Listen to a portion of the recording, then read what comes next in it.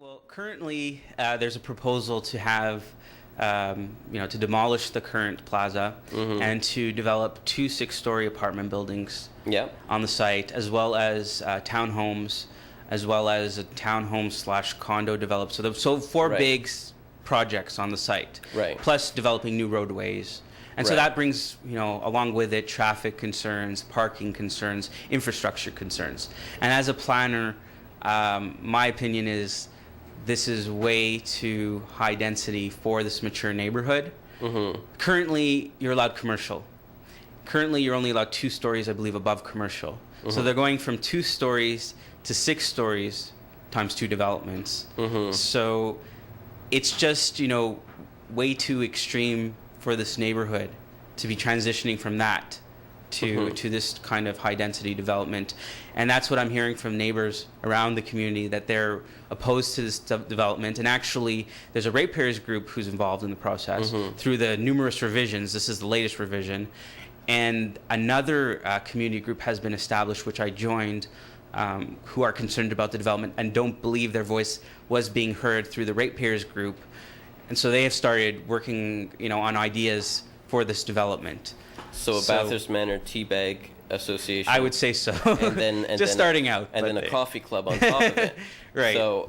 So there's a lot of people who are involved, and that's what I'm trying to get at. We need to establish a larger tent to get more people involved and bring everybody together, and that's not happening here. So What is your view for Bathurst Manor Plaza or Wilmington Plaza? Well, obviously, I think there needs to be a redevelopment. I also believe there needs to be a commercial element there. I don't believe you should necessarily change the zone for sake of changing a zone. It's been there for some time. We certainly have to protect the character of the neighborhood, and elderly people do like going to that plaza to shop, and a lot of them are saying, if they're taking away the commercial, where am I going to go for my milk or just the minor small items that I need to get.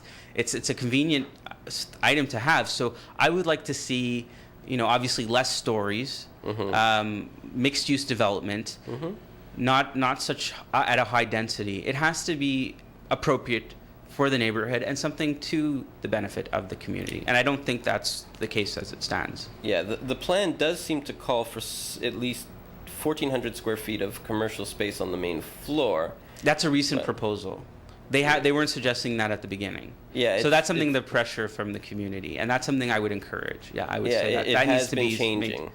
Right. For the better, because originally it was just going to be 2 large residential. condos, Right. actually, if I'm not mistaken, and those were multi-story. Right. So, I mean, the municipalities, they get their funding from mortgages, from property tax, right? Right. So it's almost in their best interest to have higher density development because there's more people paying property tax. Also, the developers, they pay huge amounts of premiums to the city to develop that. So, I mean... Well, I'm all for infill development. And having people live in the existing city of Toronto, not going out to the suburbs. But we're talking particularly in my community, in Ward 10, there can be this type of development all over Toronto in wards that are, and neighborhoods that are acceptable to this. I'm not saying limit this to all of Toronto. We're talking about a specific neighborhood with a specific character. And there are other areas in my ward that would be appropriate for this type of development. I'm just talking about smack dab in the middle of this mature neighborhood.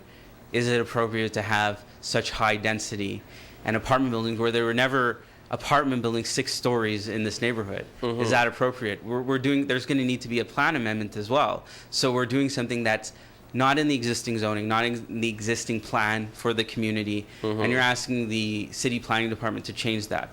From my experience, you're only supposed to change planning and zoning when it's to the benefit of the community. You're supposed to protect the zoning in place.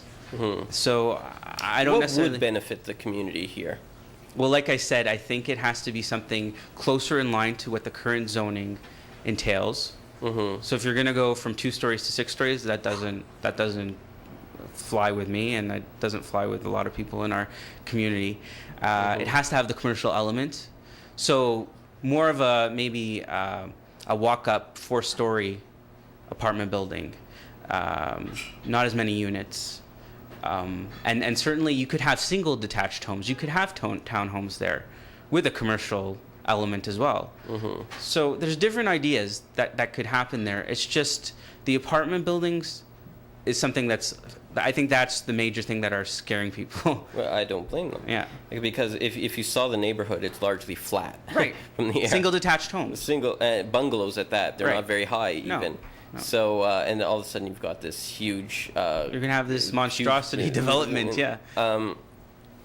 But I think this is certainly a case where people need to be active Right. politically. Right. Because if they're not active politically, then the politician in office basically has two hands in front of him that he has to weigh, where he's getting revenue from the new ratepayers, and he's getting revenue from the property developer to do basically build a monstrosity. Well, I have to disagree with you. I don't think there's a problem at all with where the councillor, what side the councillor has to be on.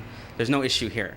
In this particular issue, you should be on the side of the community, because this is a highly contentious issue. The community is saying this, like I said, there's already two groups starting against this issue. There's obviously a community movement against this. And as a city councilor, you're the advocate for the community. You're not the advocate for the developers in the community.